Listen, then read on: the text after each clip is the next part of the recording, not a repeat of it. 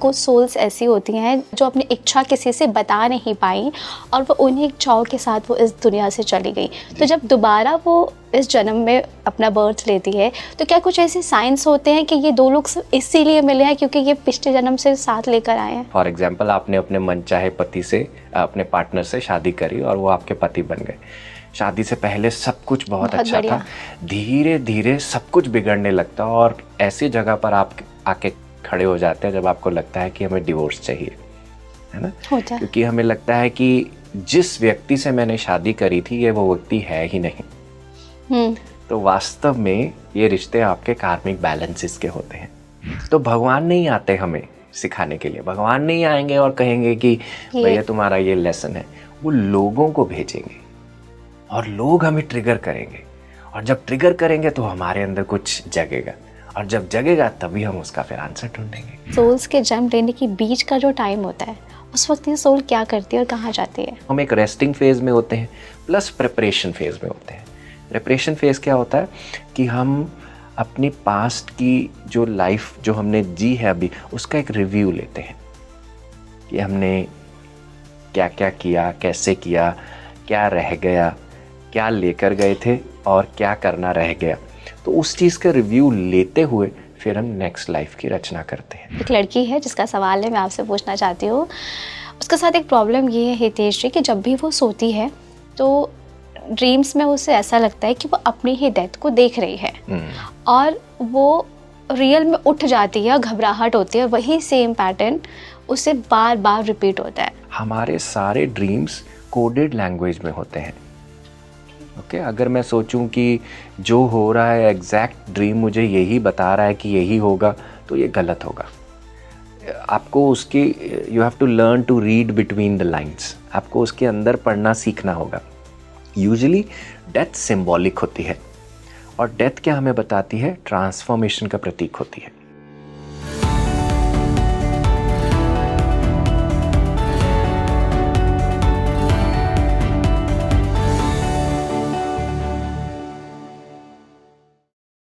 Hello and welcome to Speaking Tree. मैं आपकी host Soni Bhardwaj एक बार फिर आप सभी का तहे दिल से स्वागत करती हूँ।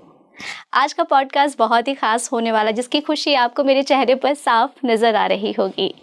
सबसे पहले तो मैं आपको बता दूं कि जो हमारी ये ज़िंदगी है, जो भगवान ने हमें इतनी खूबसूरती के साथ हमें ये ज़िंदगी दी है, हमें इस ज़िंदगी में हम क्यों आए हैं, क्यों हमें ये लाइफ मिली है, सबसे पहले तो ये समझना हम सभी के लिए ज़रूरी है।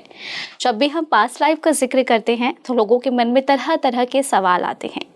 एक बात है जो बिल्कुल क्लियर है कि हम सभी जब इस धरती पर जन्म लेते हैं तो कुछ ना कुछ हम पास्ट लाइफ से लेकर आते हैं, कुछ नए रिश्ते लेकर आते हैं, कुछ ऐसी नई चीज़ें, कुछ ऐसी यादें लेकर आते हैं जो हमें इस जन्म में भी हमारे साथ आती हैं। बस उन्हें ज़रूरत है समझने की। क्या आपके साथ भी कभी ऐसा होता है कि किसी इंसान से मिलकर आपको ऐसा लगता हो कि इसके साथ मेरा जन्मों जन्मों का रिश्ता है? या फिर क्या आपको ऐसा महसूस होता है कि किसी एक इंसान से, हम इतने सारे करोड़ों लोगों के बीच में रहते हैं बट वो एक ही इंसान क्यों हमें इतना अट्रैक्ट करता है? ये चीज़ें किस और इशारा करती हैं? क्या साइंस होते हैं जिनसे आप पहचान सकें कि यही वो इंसान है जिसे आप ढूंढते हुए पास्ट लाइफ से इस जन्म में आए हैं? और सबसे मोस्ट इम्पॉर्टेंट थिंग जो आज हम इस खास पॉडकास्ट में जानने वाले हैं कि कौन है वो इंसान जो आपके लिए बना है। क्या आपको भी सपने में एक ही चीज़ बार बार परेशान कर रही है? आपकी नींद, आपका चैन, सब कुछ खो चुका है। वो क्या बताना चाहता है? क्या ये भगवान की दी हुई ज़िंदगी आपको क्या चीज़ सिखाना चाहती है जो आप मिस कर रहे हैं? सबसे बड़ी बात, और एक लास्ट में मैं आपको बता दूं कि ओवरऑल जो हमारा पॉडकास्ट है, आप एंड तक बने रहे, क्योंकि जो बात हम आपको इस खास पॉडकास्ट में बताने वाले हैं कि आखिर आप हैं कौन, ये आपको इस खास पॉडकास्ट में इसके सारे सवालों का जवाब मिलेगा। और इन्हीं सब विषयों पर बात करने के लिए आज एक खास गेस्ट मौजूद है जिनका नाम है हितेश वशिष्ठ, जो कि PLR एक्सपर्ट हैं, जिनसे आप पहले भी हमारे इस प्लेटफॉर्म पे मिल चुके हैं। आपका एक बार फिर से स्वागत करती हूँ। Thank you Soni ji for having me. मुझे भी आपसे मिलकर बहुत अच्छा लग रहा है। और जैसा मैंने ऑफ द कैमरा आपसे डिस्कशन किया था कि हम सभी इस धरती पर आए हैं तो किसी ना किसी मकसद से हम सभी यहाँ पर आए हैं। पर जब भी हम पास्ट लाइफ की बात करते हैं ना, तो लोगों के मन में बहुत तरह के सवाल आते हैं कि वाकई पास्ट लाइफ होती है या फिर नहीं होती। लेकिन मैंने आपके इतने सारे पॉडकास्ट देखे हैं, आपके मैंने क्लिप्स देखे हैं, तो मुझे उसमें सबसे इंटरेस्टिंग पार्ट जो लगा, आज मैं वही आपसे डिस्कशन करने वाली हूँ कि ऐसा होता है कि जब भी इतने करोड़ों लोगों के बीच में हम किसी एक ख़ास इंसान से मिलते हैं और हमें ऐसा लगता है कि इस इंसान के साथ हमारा कोई ख़ास कनेक्शन है या कोई ऐसी डिज़ायर है, मुझे महसूस होती है कि ये अधूरी रह गई है, इसलिए हमारा इससे ये बॉन्ड बना है। तो क्या वाकई ऐसा कुछ होता है? जी, देखिए, जैसे इंसान तो बहुत सारे हैं हमारे जीवन में, और जैसे आपने करोड़ों लोगों की बात करी, उन करोड़ों लोगों में से कुछ चुनिंदा हमें मिलते हैं और उन कुछ चुनिंदाओं में से हमारे साथ कुछ खास बनते हैं।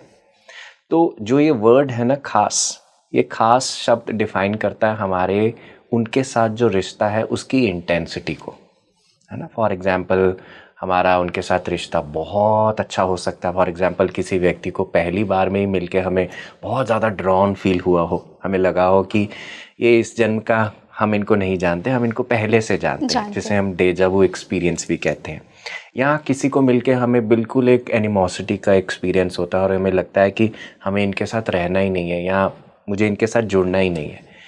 तो ये इंटेंसिटी डिफाइन करता है। जैसे 1 to 10 के स्केल पे अगर मुझे अपनी इंटेंसिटी को डिफाइन करना हो, वो 10 पर चले, 9 पर चले, तो ऐसे रिश्ते हमारे साथ पास्ट लाइफ से आते हैं। जैसे मैंने आपसे कहा ना कि कुछ सोल्स, अगर हम दो सोल्स की बात करें, तो कुछ सोल्स ऐसी होती हैं जो अपनी इच्छा किसी से बता नहीं पाई और वो उन्हीं इच्छाओं के साथ वो इस दुनिया से चली गई। तो जब दोबारा वो इस जन्म में अपना बर्थ लेती है, तो क्या कुछ ऐसे साइंस होते हैं कि ये दो लोग इसीलिए मिले हैं क्योंकि ये पिछले जन्म से साथ लेकर आए हैं? इसको हम कार्मिक कनेक्शंस कहते हैं, क्योंकि जब हम किसी के साथ अनफिनिश्ड बिजनेस रखते हैं, भले ही वो हमारा अनफिनिश्ड लव हो या अनफिनिश्ड लेन देन हो, जिसे कह सकते हैं कि या मुझे उनको माफ़ करना था या उनको मुझे माफ़ करना था, ऐसा भी हो सकता है। कोई कार्मिक बैलेंस जो हमें रेसिप्रोसिटी में लाना है, जिसको बैलेंस में लाना है, यानी कि गिविंग एंड रिसीविंग का ओके करना है, तो ऐसे लोगों को हम अपने जीवन में लेकर आते हैं। तो ये हमें बहुत सारा प्यार का भी अनुभव दे सकते हैं, एक टेरिफाइंग एक्सपीरियंस भी दे सकते हैं, एक डेंजरस एक्सपीरियंस भी दे सकते हैं। जैसे बहुत सारे लोगों को हम देखते हैं कि फॉर एग्जांपल, आपने अपने मनचाहे पति से, अपने पार्टनर से शादी करी और वो आपके पति बन गए। शादी से पहले सब कुछ बहुत अच्छा था, धीरे धीरे सब कुछ बिगड़ने लगता और ऐसी जगह पर आप आके खड़े हो जाते हैं जब आपको लगता है कि हमें डिवोर्स चाहिए, है ना। क्योंकि हमें लगता है कि जिस व्यक्ति से मैंने शादी करी थी ये वो व्यक्ति है ही नहीं। तो वास्तव में ये रिश्ते आपके कार्मिक बैलेंसेस के होते हैं, क्योंकि इनके अंदर इंटेंसिटी बहुत ज़्यादा है। आपने पहले लव एक्सपीरियंस किया उनके साथ, तो आपकी इंटेंसिटी बहुत बढ़ी, और एकदम से आपको लगा ये तो वो व्यक्ति है ही नहीं, तो आपको डेंजरस या टेरिफाइंग एक्सपीरियंस हुआ उनके साथ। इंटेंसिटी वहाँ पर भी बहुत ज़्यादा है। तो ये कार्मिक कॉर्ड्स हैं हमारी, यही डिफाइन करते हैं कि ये इस जन्म से ना होकर किसी पिछले जन्म से आ रहे हैं, और वे व्यवस्था इसलिए बनाई गई थी ताकि आप एक छत के नीचे इकट्ठे आ पाएँ। जैसे हम पास्ट लाइफ्स में बहुत बार ये देखते हैं कि जो पति पत्नी की साथ में नहीं बनती, वो पास्ट लाइफ्स में 2 देशों के या 2 राज्यों के राजा रह चुके हैं और बहुत ज़्यादा उन्होंने फाइट करी, लड़ाई करी, बहुत सारा तबाही मचाई, अपना भी नुकसान किया, लोगों का भी नुकसान किया। उस जीवन में तो संधि नहीं बना पाए, इस जीवन में वो एक छत के नीचे आए हैं ताकि अब एक सेपरेट रोल में, अलग रोल्स हैं, पहले वो अलग अलग कंट्रीज के राजा थे या किसी संप्रदाय को रिप्रेजेंट करते थे, पर अब एक छत के नीचे एक पति पत्नी के रूप में, या कह सकते हैं कि माता पिता के रूप में, या आपके भाई बहन के रूप में, किसी भी रूप में आपके साथ आए हैं ताकि वो पैचअप हो पाए। तो इसलिए हम इन चीज़ों को अपनी लाइफ में लेकर आते हैं, क्योंकि यहाँ पे बैलेंस हमारा अनफिनिश्ड है, उसे पूरा करने के लिए। तो ऐसा कह सकते हैं कि सोल जो होती है वो अपना रोल चेंज करती रहती है। Yes, we switch our roles. किसी जन्म में मेरी माँ मेरे बेटी रह चुके होंगे, या मेरा पति रह चुके होंगे, मेरी पत्नी रह चुके होंगे, मेरा पड़ोसी रह चुके होंगे, और ज़रूरी नहीं है किसी जन्म में आए हों। ऐसा ज़रूरी नहीं है। वी कीप स्विचिंग रोल्स, हम रोल्स स्विच करते रहते हैं अपनी लर्निंग के अनुसार और दूसरे की म्यूचुअल लर्निंग जो उसके अंदर आई हुई है उसके अनुसार। बहुत अच्छी बात की। और हितेश जी, यानी कि ऐसा कह सकते हैं कि जो भी हमें दर्द भरे रिश्ते मिलते हैं या फिर जो हमें बहुत अच्छे मिलते हैं या फिर हमारे मम्मी पापा या हमारे बच्चे, ये सारे हम चूज़ करके लाते हैं, खुद हमने चूज़ किए होते हैं। बिल्कुल चूज़ किए होते हैं, not all of them, but हाँ अगर मैं आपको मेजरली बताऊँ, आपके पेरेंट्स आपने चूज़ किए हैं, क्योंकि पेरेंट्स से भी सबसे पहले आप अपनी गर्भ को चुनते हैं, क्योंकि जब जिस गर्भ को चुनते हैं वही आपका संस्कार बनना शुरू हो जाता है आपके आने वाली जीवन के लिए। क्योंकि दूसरा, पेरेंट्स जैसा एनवायरनमेंट होगा वैसा हमारे संस्कार बनेंगे और वो हमारे पास्ट लाइफ के लेसन्स को ट्रिगर करता है। जैसे फॉर एग्जांपल, अगर किसी लाइफ टाइम में मैं बहुत इनकम्पैशनेट था, रूथलेस था, तो इस लाइफ टाइम में मोस्ट लाइकली है कि मेरा लेसन होगा कि मुझे कंपैशन जगाना है। तो हो सकता है मैं इनकम्पैशनेट पेरेंट्स लेकर आऊँ, वो पेरेंट्स लेकर आऊँ जो इमोशनली अवेलेबल नहीं है मेरे लिए, तभी मेरे को दुख होगा, फिर मेरे अंदर बत्ती जगेगी, फिर मैं अपनी पेन के लिए आंसर ढूंढूंगा और बाहर ना आंसर मिलते हुए मुझे अंदर आंसर मिलेगा। तो ये मेरी यात्रा सारी अपने पेरेंट्स के साथ चलती है और वहाँ जाकर ख़त्म हो जाती है। तो फिर पेरेंट्स भी हम चुनते हैं, हाँ हम अपने लाइफ पार्टनर्स को भी चुनते हैं, not all the time, sometimes, क्योंकि हमारे अगर उनके साथ वहाँ पे लर्निंग है, इस एरिया में हमारे लर्निंग है, तो हम उनको ज़रूर पिक करते हैं। पार्टनर का एरिया हमारा होता है एक्सटेंशन ऑफ लव। जैसे हम किसके साथ पार्टनर बनते हैं, partner, a part of me, है ना। तो इसका मतलब क्या है, a part of you extended in some other body. और वो तभी होता है जब हम अपना प्रेम किसी के प्रति एक्सटेंड कर पाए, हम उसे पार्टनर बनाते हैं। तो जिन अवस्थाओं में, जिन लाइफ टाइम्स में आप इस एक्सटेंशन ऑफ लव को फील नहीं कर पाए हैं, तो क्या होगा, अगले लाइफ टाइम में वो चीज़ आप लेकर आएंगे, ताकि जैसे आप खुद के साथ जुड़े हुए हैं वैसे ही दूसरे को भी सीख पाएँ और उनसे भी जुड़ पाएँ। तो फिर वहाँ पे हमारे जो होते हैं, हम पार्टनर्स को भी कहीं ना कहीं फिक्स करके आते हैं। और एक्सेप्शंस हो सकती हैं उन रिलेशनशिप्स में जहाँ पे हमें सीखने को बहुत मिले। जैसे फॉर एग्जाम्पल, ये ज़रूरी नहीं है, पर हो सकता है कोई व्यक्ति अपना बॉस भी चुन कर आए। ऐसा क्यों? क्योंकि शायद इस लाइफ टाइम में उनको अपना सम्मान करना सीखना है। जैसे किसी लाइफ टाइम में उन्होंने अपने आप को बहुत डिमीन किया, बहुत गिल्टी फील किया और अपने आप को पनिश्ड फील किया और कहा कि जो भी गलत हो रहा है वो मेरे कारण हो सकता है। और इसकी सिचुएशंस कुछ भी हो सकती हैं, पर मैं आपको एक क्रक्स बता रहा हूँ कि ऐसी फीलिंग्स के साथ उनकी डेथ हुई है। तो हो सकता है इस लाइफ टाइम में एक रूथलेस बॉस वो अपने लिए मैनिफेस्ट करे, क्योंकि वो उनकी पीड़ा को जगाएगा। जब वो पीड़ा जागेगी तभी तो आप उसका निवारण ढूंढेंगे। जब तक मुझे प्यास नहीं लगेगी मैं पानी क्यों ढूंढूंगा। तो इसीलिए ही फिर हो सकता है कि हम बॉस को भी पास्ट लाइफ के एक्सपीरियंस के साथ जोड़कर मैनिफेस्ट करके लेके आए। पिछली लाइफ टाइम में शायद वो आपके नीचे होंगे, इस लाइफ टाइम में आप उनके नीचे हैं। और इसका मतलब ये है कि इस लाइफ टाइम में अपने लिए आपको स्टैंड करना सीखना है, कि उसकी जो रूथलेस वाणी है उसको पर्सनली ना लेते हुए अपने लिए बोलना सीखना है, क्योंकि जब तक आप बोलेंगे नहीं तब तक दूसरे को भी समझ में नहीं आएगा। तो इसीलिए तो ऐसे रिश्ते जो हमारे लिए इंटेंस हो, नंबर 2 जो हमें पहले कुछ लग रहे थे अब एकदम से कुछ लग रहे हैं, वो हमारे सब एक कार्मिक रिलेशनशिप्स होते हैं। कई लोगों को मैंने देखा है हितेश जी, जिनका नेचर बहुत मिक्स्ड मैच होता है। एक पल में लगेगा कि वो आपके बहुत अच्छे हैं, आपके वेल विशर्स हैं, और एक पल में लगेगा कि वो आपके लिए कुछ है ही नहीं। और हम ही ने चूज़ किया, बट फिर भी क्यों, मतलब ये चीज़ें क्यों होती हैं कि ऐसे लोग कौन होते हैं? ये भी क्या लेसन देने के लिए आते हैं? जी देखिए, लर्निंग ना हमेशा म्यूचुअल होती है सोनी जी। जो व्यक्ति मेरे जीवन में आया है उसको भी कुछ सीखना है और मुझे भी कुछ सीखना है। अगर मैं ये फोकस करूँगा कि ये व्यक्ति ऐसा क्यों है, ये पल में तौबा पल में माशा हो रहा है, ऐसा क्यों हो रहा है, तो मेरा क्या होगा, मेरा एनर्जी इंटरनल जाने की बजाय एक्सटर्नल जाएगा। It's a waste of energy, क्योंकि आप किसी को फिक्स नहीं कर सकते, है ना। आज हमारे पास घर में मोबाइल है या रिमोट कंट्रोल है, अगर वो नहीं चलता तो हम थोड़ा पीछे से उसका सेल ठीक करते हैं या बदलते हैं और फिर वो चल पाता है। पर humans are not remote control. मैं सोचूं कि मैं किसी को फिक्स कर दूं, उसको थोड़ा इधर उधर उसका पेच कस दूं तो वो हो जाएगा, नहीं। ये मैं कर सकता हूं कि ये व्यक्ति अगर मुझे ये अपना स्वभाव दिखा रहा है और ये मुझे प्रॉब्लम दे रहा है, तो मुझे क्या सीखना है, मेरे अंदर ये क्या है जिसने इस चीज को अट्रैक्ट किया है।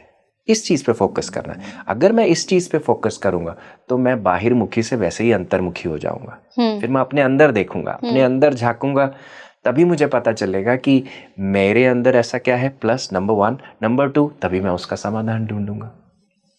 बराबर। जैसे मैं अगर अपनी लाइफ जर्नी से बताऊं, जब मैं कॉर्पोरेट लाइफ में था, जो लोग मुझे लगते थे कि ये मेरा हित नहीं सोचते, ये मेरे साथ थोड़ा सा ट्रबल्ड रिलेशनशिप है या फेकनेस है या मुझे नीचे गिराने की कोशिश करते हैं, वो आज के टाइम में मेरे सबसे बेस्ट फ्रेंड्स हैं। अब मैं ये नहीं कहूँगा कि कि कुछ बदल गया, नहीं, पर जब मैंने समझा कि ये मुझे क्या दिखाने की कोशिश कर रहे हैं, मेरे अंदर का क्या अनहील्ड पार्ट है जिसको वो बार बार ऊपर ला रहे हैं, जब तक मैं उसको नहीं काम करूँगा तब तक वो व्यक्ति मुझे हमेशा ट्रिगर करते ही रहेंगे। और जब मैंने उस पर काम किया तो ऑटोमेटिकली फिर मुझे समझ आया कि ये उनका नहीं है। जब आपने अपने अंदर काम कर लिया, फिर आपको वो चीज़ उनमें दिखनी भी बंद हो जाएगी, और दिखेगी तो आप ट्रिगर नहीं होंगे, आप उसको छोड़ के आप आगे निकल जाओगे। तो भगवान नहीं आते हमें सिखाने के लिए, भगवान नहीं आएंगे और कहेंगे कि भैया तुम्हारा ये लेसन है। वो लोगों को भेजेंगे और लोग हमें ट्रिगर करेंगे, और जब ट्रिगर करेंगे तो हमारे अंदर कुछ जगेगा, और जब जगेगा तभी हम उसका फिर आंसर ढूंढेंगे। बस हमें समझने की ज़रूरत है। इसीलिए ही हम सबको कॉन्शियस होना बहुत ज़रूरत है। समझना भी आसान नहीं है। मैं कहूँ कि यहाँ पर अगर मैं कहूँ कि 100% जनता है, हम में से 1% से भी कम ऐसी यात्रा में होंगे।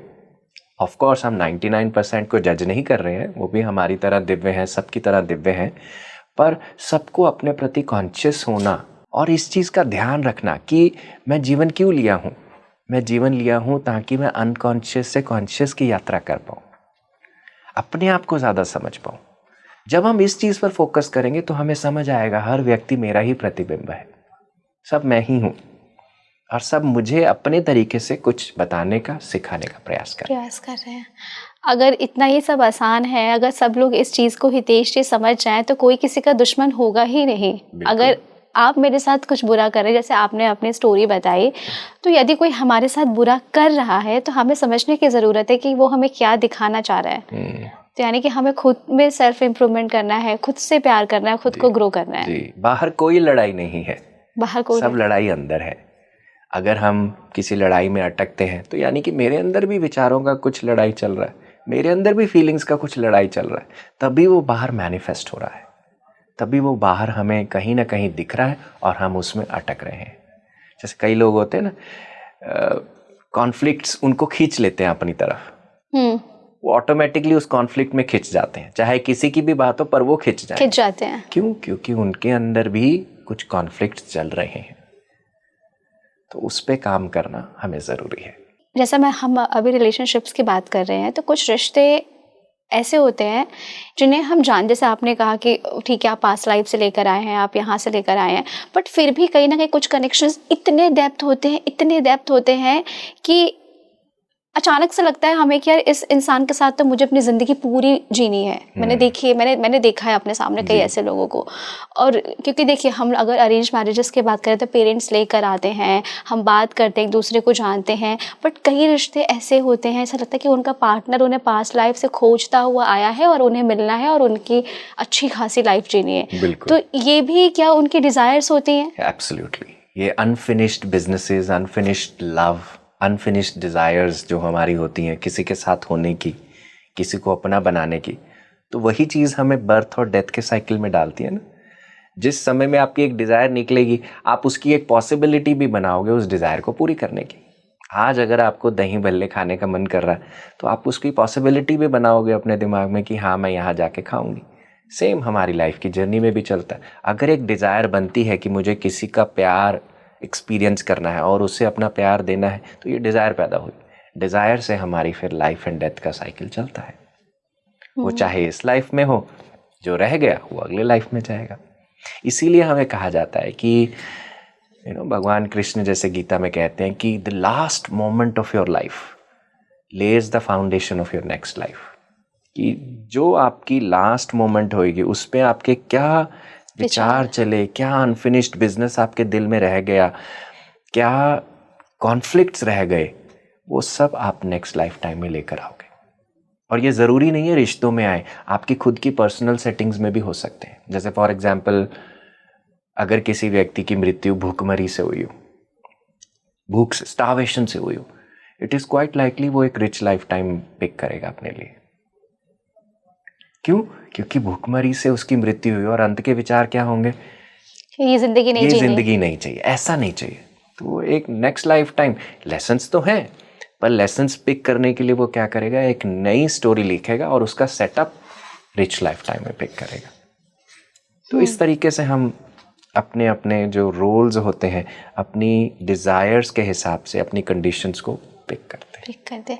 मुझे किसी ने ऐसा कहा था एक दिन कि जो रास्ते में जो बच्चे मिलते हैं हमसे कुछ मांगते हैं तो हमें उन्हें नहीं देना चाहिए, क्योंकि वो इस धरती पर अपना कर्मा लेकर आए हैं और उन्हें यहाँ पे फेस करना है, बट हम उन्हें वो चीज़ दे करके उन्हें लेसन सीखने नहीं दे रहे हैं। क्या वाकई ऐसा होता है? देखिए, सबका इसमें पर्सनल आपका पर्सनल अंडरस्टैंडिंग है। There is no yes and right in the higher field. Higher field सब चीज़ों को एक समान लेती है। हाँ ठीक है, अगर आप उनका देख रहे हो, पर इससे ज़्यादा ज़रूरी है कि आप किस मंशा से उनको देते हो, किस भाव से दे रहे हो। अगर आप दे रहे हो पर आपका भाव है कि ये जाके तंबाकू खाएगा या इसका ये करेगा, तो वो कोई फ़ायदा ही नहीं होगा। या तो आप मत ही दो, हाँ, है ना। अगर आपको देना है तो शुद्ध भाव से दो। क्यों? क्योंकि आप उसको नहीं दे रहे हो। अगर भगवान ने आपको दिया है तो भगवान ने आपको केवल अपने लिए नहीं दिया है, एक बड़े सर्विस के लिए भी दिया है। क्योंकि सोल का एक बहुत बड़ा लेसन होता है सर्विस। हर लाइफ टाइम में हम सेवा का भाव लेकर आते ही हैं, है ना। तो वो अगर हमें पूरा करना है तो पवित्र मन से दो। मुझे क्या करना है उसका वो क्या करेगा, मैंने तो अपना शुद्ध मन से दिया। तो अभी सोल्स की बात की गई तो मेरे मन में भी है, ऐसा कई बार ऐसा आता है कि हमने तो जन्म ले लिया है, ठीक है, बट क्या कई सोल्स कई बार जन्म लेती हैं, और अगर लेती हैं तो उनके ऐसे कौन से साइंस है कि हम पहचान पाएँ? देखिए, सोल्स का भी ना एवोल्यूशन होता है। जैसे एक पौधे का, पेड़ का एवोल्यूशन होता है, ठीक उसी प्रकार से हमारी जर्नी का भी एवोल्यूशन होता है। अगर मैं आपको शुरुआत में बताऊं, सबसे पहले कॉन्शियसनेस जब एक्सप्लोर करना शुरू करती है, यानी कि उस परम सत्ता में से जब एक कण निकलता है, वो सबसे पहले मिनरल किंगडम में आता है। मिनरल किंगडम हमारे हो गए पहाड़, मिट्टी, कंकर, पत्थर, क्रिस्टल्स, ये हमारा सारा मिनरल किंगडम है। जब एवोल्यूशन यहाँ से होता है तो फिर वो प्लांट किंगडम में आता है, फिर वहाँ से एनिमल किंगडम में आता है, फिर वहाँ से ह्यूमन किंगडम में आता है। अब ह्यूमन में भी बहुत सारे लेवल्स होते हैं। जैसे इनिशियल जब हम एनिमल किंगडम से ह्यूमन किंगडम में आते हैं तो उनके कुछ लक्षण होते हैं ऐसे व्यक्तियों के। जैसे इनको हम इन्फेंट सोल्स भी कहते हैं। जैसे इन्फेंट जानते हैं, नवजात शिशु, तो आत्माएं भी नवजात होती हैं। तो वो कौन सी होती हैं? जो मनुष्य योनि में पहली बार आई हैं। तो उनके लक्षण पर जानवरों जैसे होंगे। कैसे? वो छीन के खाना, किसी से चोरी कर लेना, किसी को मार देना, वायलेंस में होना, झपटा छीनी करना, रॉबरी करना, ये सारे हमारे क्या है? आप बन गए इंसान हो पर आपके सारे लक्षण क्या हैं? जानवरों वाले। क्योंकि जानवर ही ऐसे करते हैं, किसी की प्लेट में खा जाएंगे, वो उनको नहीं पता। तो ठीक उसी प्रकार से तो ये व्यक्ति बहुत ज़्यादा वायलेंस सेंट्रिक होंगे। इनको लगेगा कि मुझे अपनी बाउंड्री को सस्टेन करना है। और इसका मतलब ये नहीं है कि ये कम दर्जे के हैं। हम सब उन योनियों से निकल चुके हैं, विदाउट एनी एक्सेप्शन। हम सब वहाँ से निकले हैं। पर जैसे जैसे हम अपनी सेफ्टी, क्योंकि सेफ्टी नीड यहाँ पे बहुत इंपॉर्टेंट होती है, जैसे जैसे यहाँ से सीखते हैं तो हम थोड़ा इवॉल्व कर जाते हैं, बेबी सोल बन जाते हैं। बेबी सोल क्या होता है, अब उसको थोड़ी और व्यवस्था बनानी है। अच्छा, मेरा अब खाने पीने का इंतज़ाम हो गया तो मैं अपनी थोड़ी डिज़ायर्स पूरी करूं, अच्छा खाऊं, अच्छा पहनूं। मैं अगर पहले एक छोटे रेस्टोरेंट में जाता था जहां पे 150 रुपये की चीज़ खाता था, अब मैं 500 वाले रेस्टोरेंट में जाऊं, है ना। तो डिज़ायर्स थोड़ी बढ़ने लग जाती हैं, इनको हम बेबी कहते हैं। और फिर वो आगे और इवॉल्व हो जाते हैं, जिनको हम यंग सोल्स कहते हैं। यंग सोल्स धीरे धीरे अब अपना स्ट्रक्चर्स को फॉलो करना शुरू करती हैं। उनको होता है कि जो पॉलिसी बनाई गई है, जो किसी ने व्यवस्था बनाई गई है, मैं उसके हिसाब से चलूं। मतलब कि उनको पावरफुल लोगों के नीचे रहना पसंद होता है। अच्छा। फिर इसके अलावा फिर वो आगे बढ़ जाते हैं, फिर वो बनते हैं हमारे mature souls. Old souls. Mature souls क्या करती हैं, जो रिलेशनशिप्स के चैलेंजेस को पिक करती हैं, क्योंकि उनकी सेफ्टी पूरी हो गई है, अब खाने पीने की व्यवस्था, स्ट्रक्चर की व्यवस्था, सब कुछ पूरी हो गई है। तो फिर वो रिलेशनशिप्स के चैलेंज पिक करेंगे। इसने मुझे ऐसा कह दिया, मेरी सास ऐसी है, मेरे पापा ऐसे हैं, मेरे बॉस ऐसे हैं, तो ऐसे रिलेशनशिप्स को पिक करेंगे। फिर हम पहुंचते हैं ओल्ड सोल्स में। ओल्ड सोल्स क्या होती हैं, जो इन चीज़ों को एक्सपीरियंस करते करते वहाँ तक पहुँच चुकी हैं। और ओल्ड सोल्स का सबसे बड़ा लक्षण क्या होता है कि उनके अंदर एक आवाज़ होती है जो उनको कहती है कि मुझे सिर्फ अपना नहीं करना, मुझे वर्ल्ड में एक मीनिंग ऐड करना है, मुझे थोड़ा अपने आप, अपनी बुद्धि विवेक को और अच्छे से इस्तेमाल करना है। तो वो इस व्यवस्था में जाते हैं, वो ध्यान का मार्ग चुनेंगे, है ना। वो ध्यान करेंगे, अपने साथ जुड़ने की कोशिश करेंगे, अच्छी किताबें पढ़ेंगे, अच्छी संगत में जाएंगे। ये सारे हमारे लक्षण हैं ओल्ड सोल्स के। हाँ, वहीं अगर हम चुगली करते हैं तो थोड़ी सी हमारी जो कॉन्शियसनेस है ओल्ड सोल में है, पर हम कहीं ना कहीं नीचे की तरफ, जो मैच्योर सोल्स की तरफ है, वहाँ भी जा रहे हैं। पर यहाँ पे भी हमारी जर्नी ख़त्म नहीं होती। फिर आगे हम जिसे हम ट्रांसेंडेंटल सोल्स कहते हैं, और फिर इन्फिनिट सोल्स होती हैं, जो अवतार रूप होती हैं, जैसे कृष्ण हो गए, बुद्ध हो गए, जीसस क्राइस्ट हो गए। ये सब हम इनको इन्फिनिट सोल्स कहते हैं। तो इस तरीके से हमारी जर्नी, पैटर्न चलता रहता है। तो it's an evolution, constant evolution. जहाँ आपने ओल्ड सोल्स की जानने की बात करी, लक्षणों की, कि आप कितना कंप्लेंट करते हैं लाइफ से, कितना रिग्रेट करते हैं खुद पे, कितना अपनी रिस्पॉन्सिबिलिटी लेते हैं, ये सब हमें बताता है कि हम ओल्ड सोल हैं, या बहुत बार जन्म ले चुके हैं, या अभी हमारे बाकी हैं। तो ऐसा भी हो सकता है कि एक छोटे बच्चे में ओल्ड सोल हो, उसके पेरेंट्स में यंग सोल हो, पर बच्चे में ओल्ड सोल हो। तभी कई बार छोटे बच्चे बहुत मैच्योरिटी वाली बातें करते हैं। तो वो आजकल की जनरेशन है ही ऐसी। Many old souls are coming, many of them. क्यों?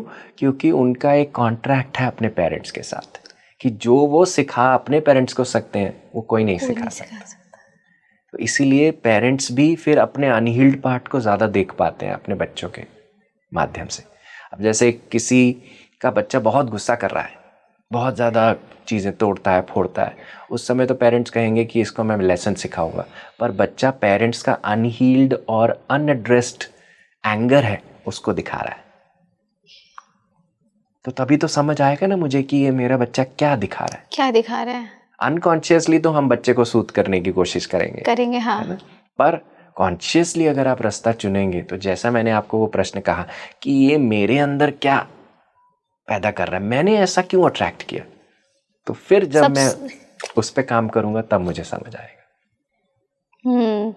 तो ये जो सोल्स होती हैं, जब ये सोल्स जन्म लेती हैं, तो मैं जानना चाहूँगी कि सोल्स के जन्म लेने के बीच का जो टाइम होता है, उस वक्त ये सोल क्या करती है और कहाँ जाती है? जी देखिए,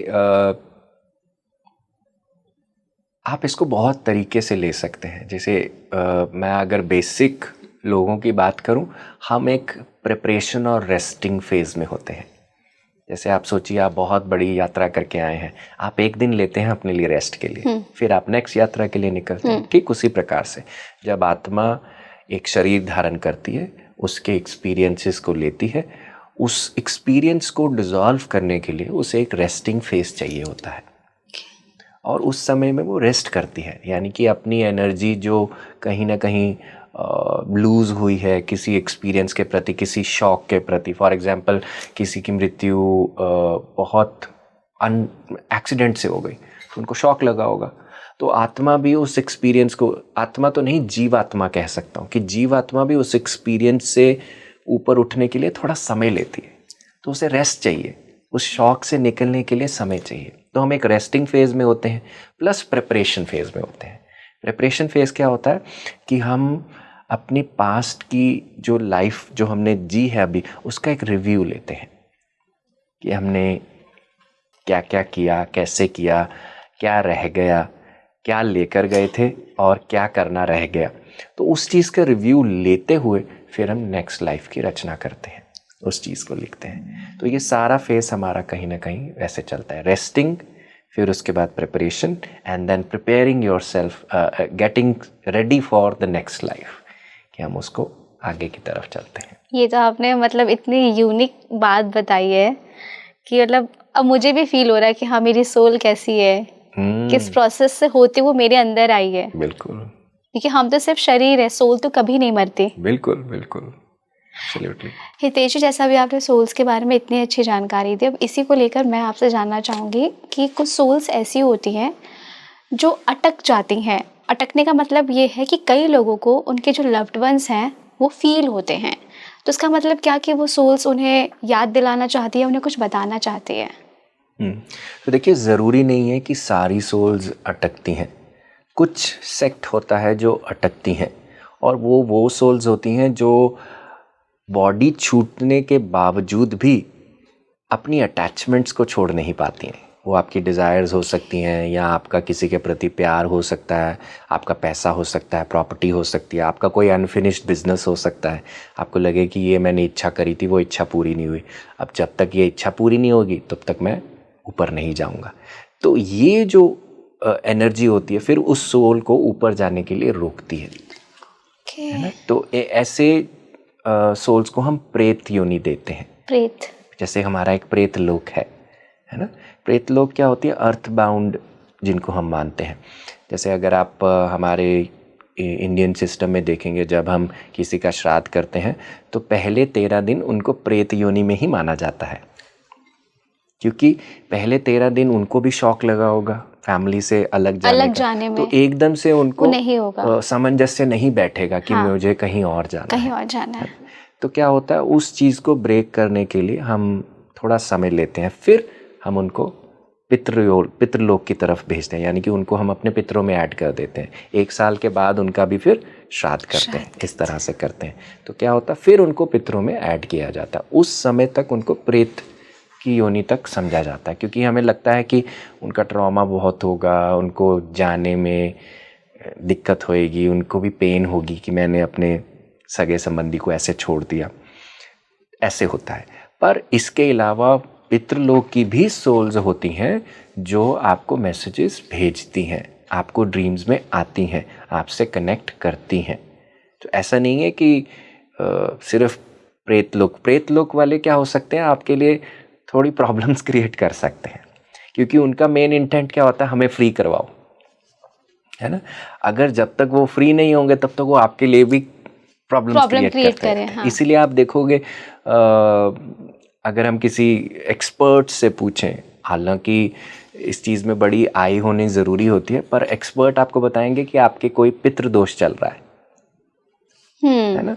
वो दोष का नाम बताते हैं, क्योंकि इसका मतलब ये है कि कोई आपका ऐसा पितृ है जो हायर रेल्स में नहीं पहुंचा है, और उसकी कोई इच्छाएं हैं, कुछ उसके अनफिनिश्ड चीज़ें हैं जो उनको धीरे धीरे यहाँ रोक कर रखती हैं, और जब वो रुके हुए हैं तो वो आपको ट्रबल करते हैं, है ना।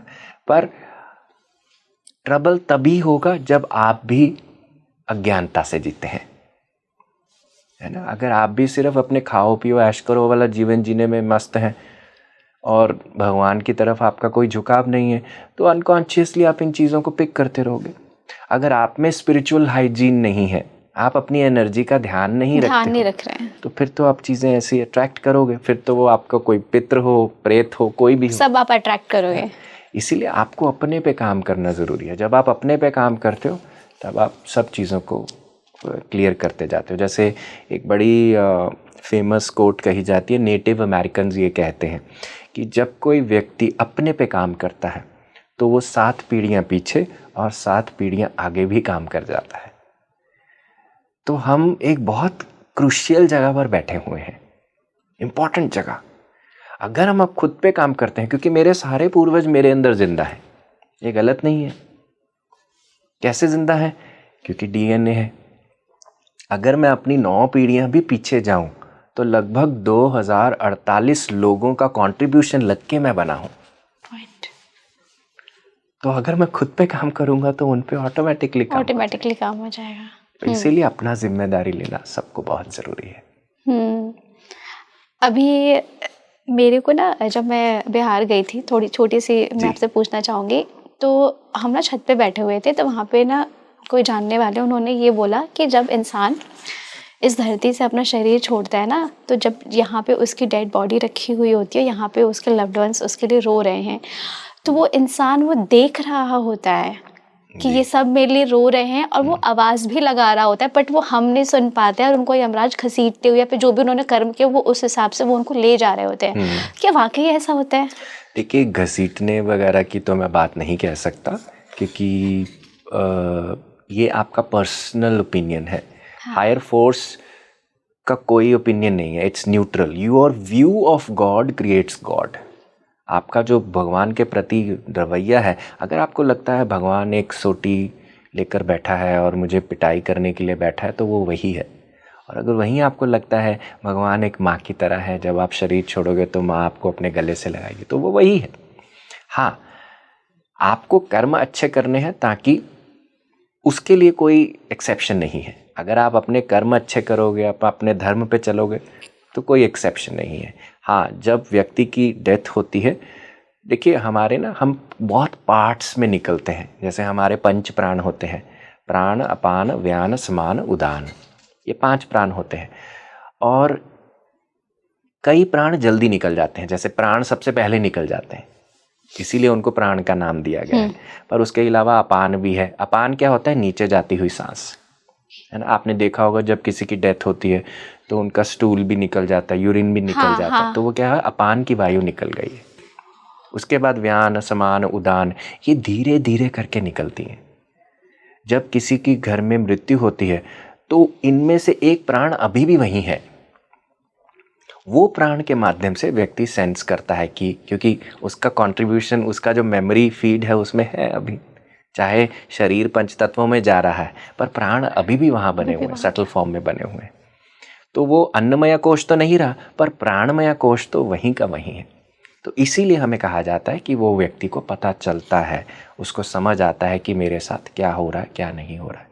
इसीलिए फिर हम अपने घरों में ये भी कहते हैं कि हम चूल्हा नहीं जलाते उस समय में। हालांकि हम मॉडर्न टाइम्स में हम कहते हैं कि कोई वहम है ये, पर ये वहम नहीं है। हमें इसको समझने की ज़रूरत है। अगर आप इसका साइंटिफिक पर्सपेक्टिव समझोगे तो आपको समझ आएगा कि हमारे ऋषि मुनियों ने ऐसा क्यों कहा। क्योंकि अगर उस व्यक्ति के जो 5 प्राणों की बात करिए, उसमें से एक प्राण भी वहाँ है, तो आपका जो खाना बना है उसके साथ वो इंटरमिंगल होगा।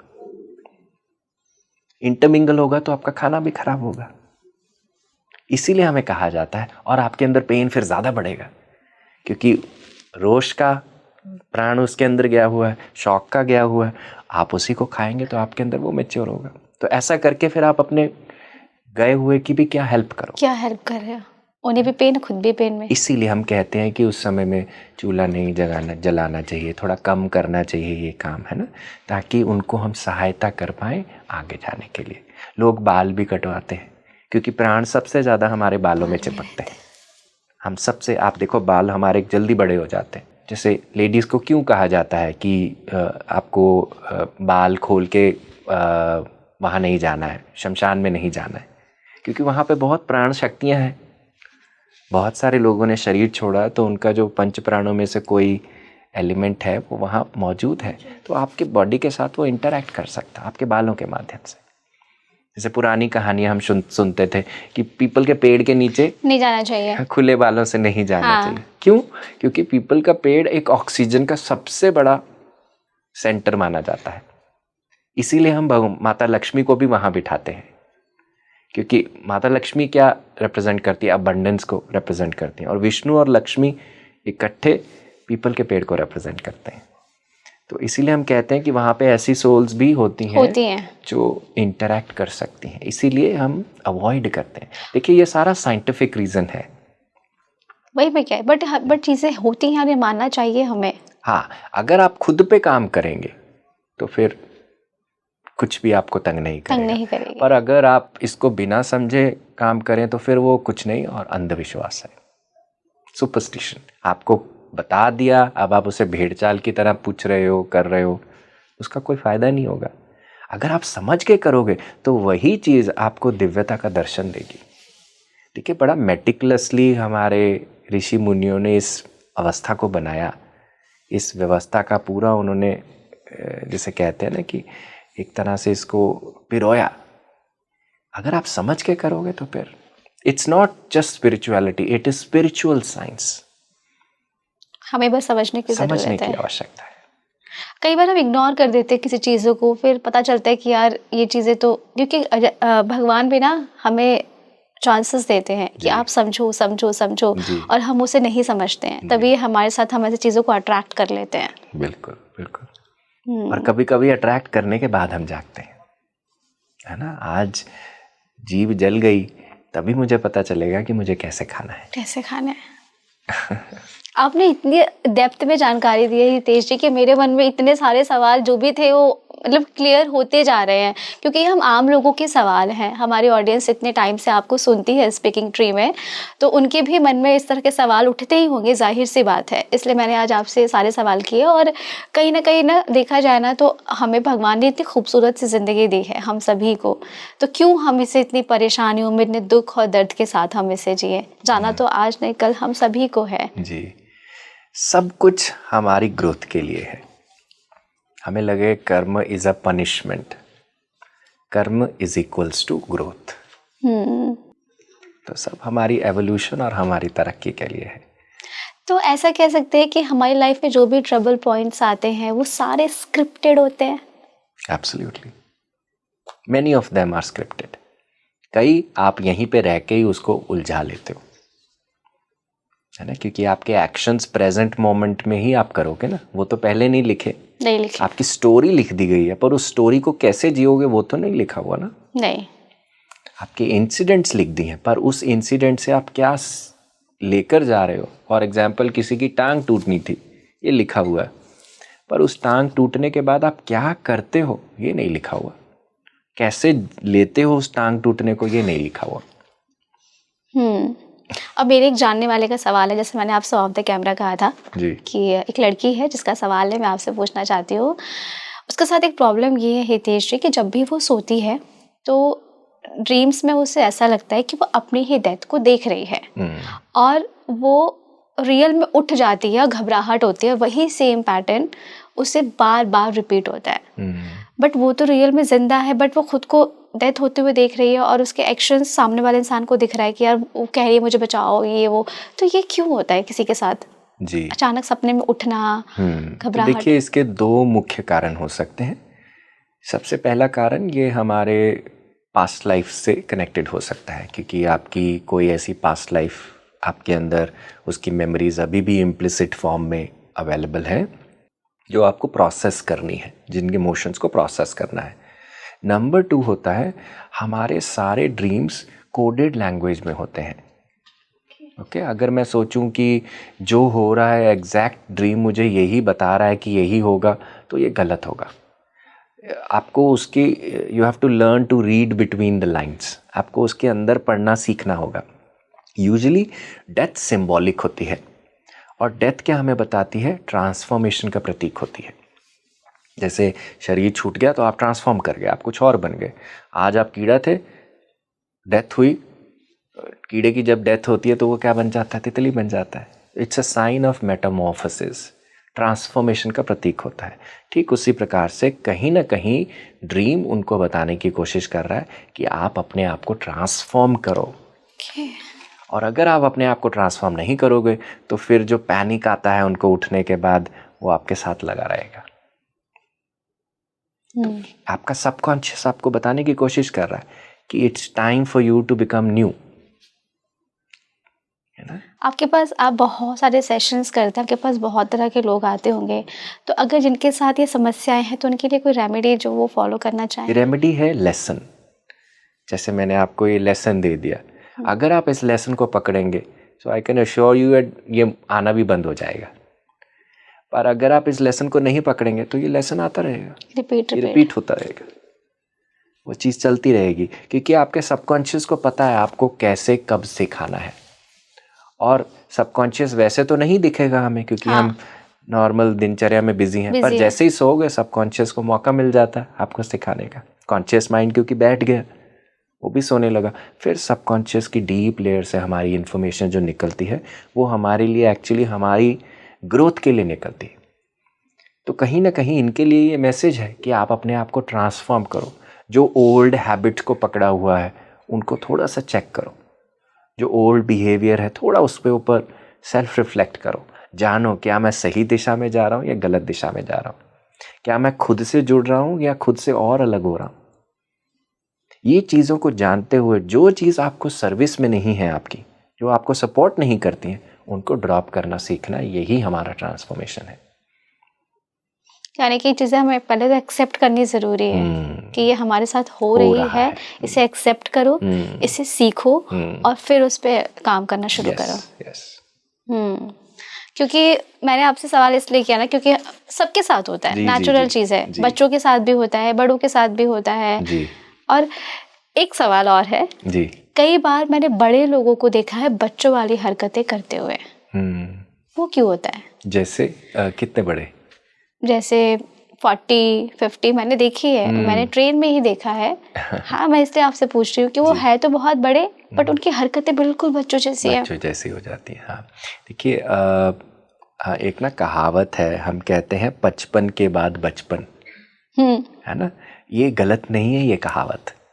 एक्चुअली होता क्या है, जब आप आते हो आपके ऊपर कोई भी फसाड नहीं होता, आप बिल्कुल अनकंडीशनल होते हो। आपने एक छोटा बच्चा देखा होगा ना, वो हर चीज़ को इक्वली लेता है ना। आज आपसे लड़ाई हो गई, अगले मिनट आपसे दोस्ती भी कर लेगा, वो किसी चीज़ को वो कैरी नहीं करता। तो उसका फसाड जो होता है ना, एक माया की जो चादर होती है उसके ऊपर, वो कम उसका अफेक्ट होता है, फिल्टर्स कम होते हैं उसके, है ना। क्योंकि समाज का तरफ से कोई उसके ऊपर अभी बैन बना नहीं है, वो तो धीरे धीरे जब बनेगा, 3-4 साल का होगा तब उसे बनना शुरू होगा, उससे पहले वो बिल्कुल वैसा ही रहेगा, है ना। पर जैसे ही हम फिर एज में ऊपर बढ़ने लगते हैं ना, ज़्यादा ऊपर की तरफ जाने लगते हैं, ये वापस से रिवर्स गियर उन लोगों के साथ आना शुरू होता है जो ज़्यादा इंटेलेक्चुअली रहे होते हैं अपने जीवन में। जैसे फॉर एग्जांपल जिन्होंने सिर्फ दूसरों के हिसाब से बनने की कोशिश की होती है ना, कि इसने ये कहा तो मुझे ऐसे बनना है। फॉर एग्जांपल मैं एक एग्जांपल दूँ, अगर किसी छोटे लड़के को बार बार कहा गया you have to be strong, emotions नहीं आने चाहिए, वो देखना आप 50 साल की उम्र के बाद रोना शुरू कर देगा। आप खुद नोटिस करना, आपने भी देखा होगा हमारे घर में अगर बड़े बुजुर्ग हैं, स्पेशली मेल्स हैं, वो कभी रोते नहीं थे, अब बहुत रोते होंगे। क्यों? क्योंकि जो अंदर दबा होता है ना, वो बॉडी प्रोसेस करने की कोशिश करती है ताकि मैं थोड़ा सा लाइट होके बॉडी को वेकेट कर पाऊँ। अगर मैं ये अनप्रोसेस चीज़ें लेकर जाऊंगा तो मेरा बैगेज बहुत ज़्यादा हो जाएगा। तो बॉडी क्या करती है, उनको चाइल्ड लाइक एसेंस में ले आती है, जो बचपना होता है वो बाहर निकाल देती है, क्योंकि कहीं ना कहीं वो दब गया तो उसको खाली करने का एक माध्यम ढूंढती है वो। इसीलिए हम कहते हैं कि बड़े बुजुर्ग हमारे बच्चे ही बन जाते हैं, उनको कुछ पता नहीं चलता है, उनको खाने पीने का थोड़ा वो हो जाता है, उनको थोड़ा लघु शंका में कंसर्न्स आने लगते हैं, तो ये चीज़ें आ जाती हैं। क्योंकि बॉडी को पता है कि मेरा बैगेज है, मुझे बहुत सारा प्रोसेस करना है, ये वाला मुझे नया नहीं बना के जाना, let me process it through the body. क्योंकि आप सोचो फॉर एग्जांपल कोई व्यक्ति ठीक था, अब एकदम से उसको बेड पे ही सब कुछ अपना करना पड़ता है, तो किसी को ध्यान भी रखना पड़ेगा उसका। हाँ। तो जो ध्यान रख रहा है, जिसका ध्यान रखा जा रहा है, दोनों ही अपने कर्म को क्लियर कर रहे हैं। आपने देखा ना, तो वो पास्ट की चीजों को ये क्लियर करने का भी एक तरीका होता है कि आप कितना पेशेंटली उनको लेते हैं, कैसे बात करते हैं, क्या कहते हैं, ये सारी चीजें मैटर करती हैं। इसलिए ये चीजें होती हैं। जो और आप अंदर दबाओगे वो तो बाहर आएगा ही ना। अच्छा हितेश जी, आपका कोई ऐसा मिस्टिकल एक्सपीरियंस जो बहुत ही अलग हो और आप बताना चाहते हो? किस फेज में?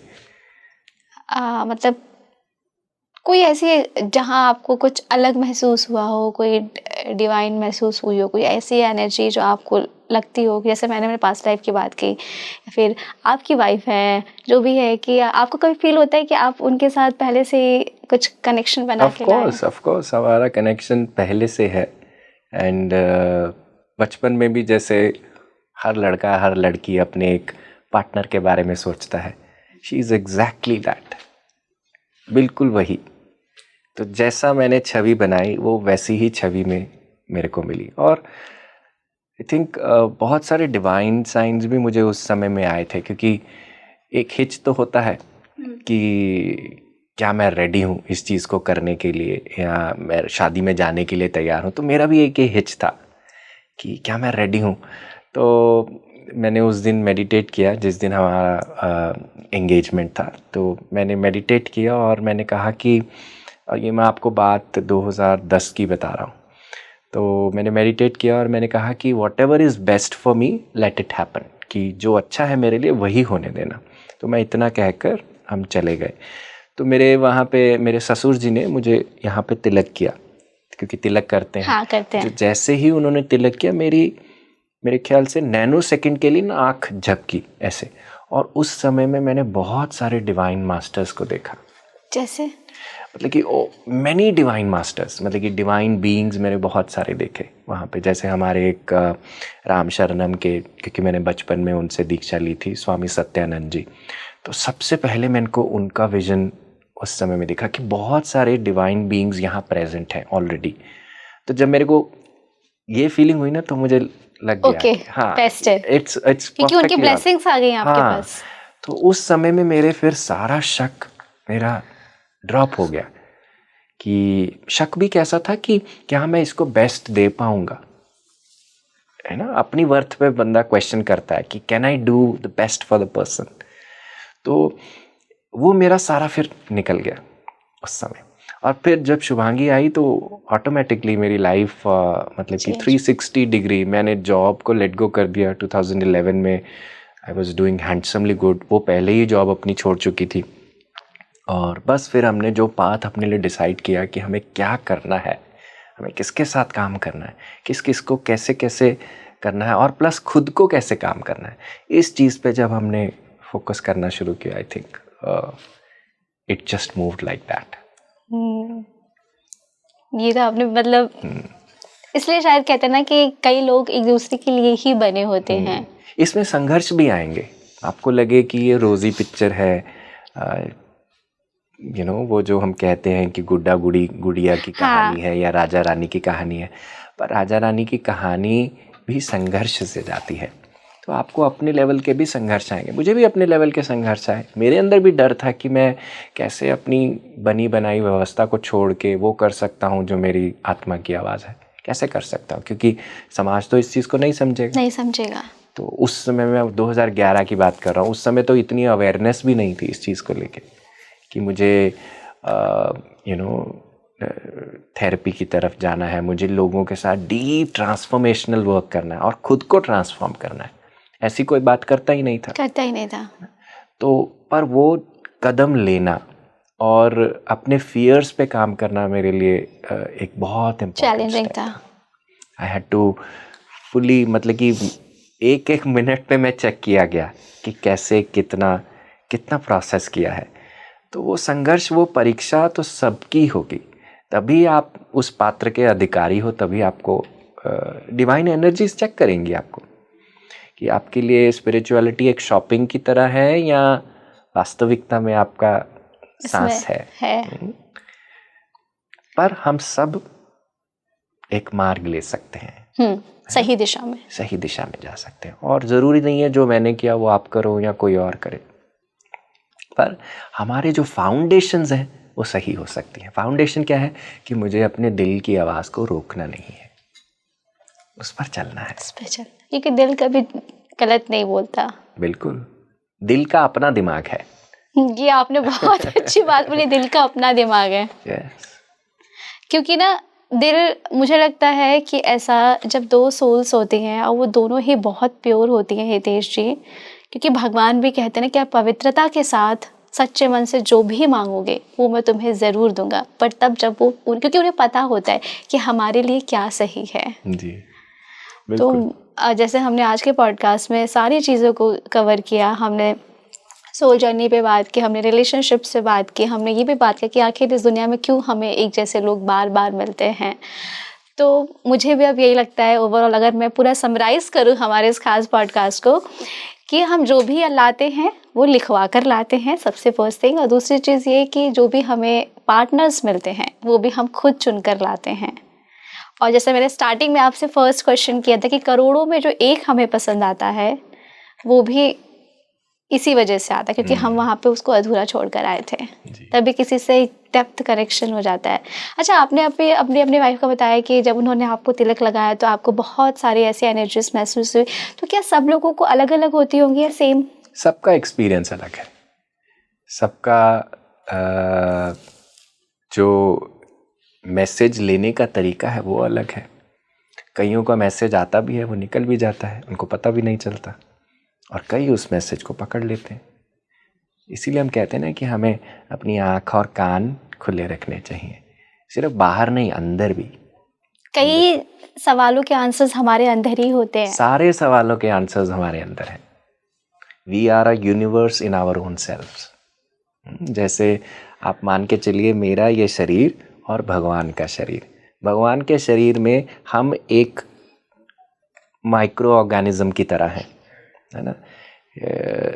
ये सारा शरीर, ये सारा ब्रह्मांड भगवान का शरीर है ना। माइक्रो ऑर्गेनिज्म, मेरे अंदर भी तो माइक्रो ऑर्गेनिज्म चल रहे हैं, माइक्रोब्स हैं, बैक्टीरिया है, तो उनके लिए मैं भगवान हूँ। So we are a universe in our own self.